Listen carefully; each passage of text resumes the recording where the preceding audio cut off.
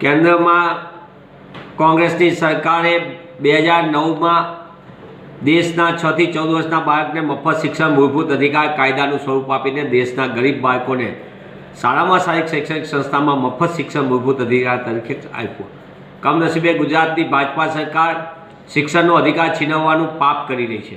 જે રીતે right to education માટે શિક્ષણના અધિકાર માટેની જાહેરાત આવી, 6 વર્ષ સુધીની ઉંમર મર્યાદાના કારણે તાજેતરમાં જે જાહેરાત આવી એ ગત વર્ષ કરતાં બેઠકોમાં 50,000 જેટલો ઘટાડો છે અને બીજી બાજુ ફોર્મની સંખ્યામાં વધારો થયો છે. તો મારી સરકારને વિનંતી છે, માનનીય મુખ્યમંત્રીશ્રીને કોંગ્રેસ પક્ષ તરીકે અમે વિનંતી કરી છે, શિક્ષણ મંત્રીને વિનંતી કરી છે કે તાત્કાલિકપણે શિક્ષણના અધિકાર કાયદા હેઠળ ગરીબ અને સામાન્ય ઘરના બાળકોને શિક્ષણનો અધિકાર મળે તે માટે બેઠકોમાં વધારો કરવામાં આવે.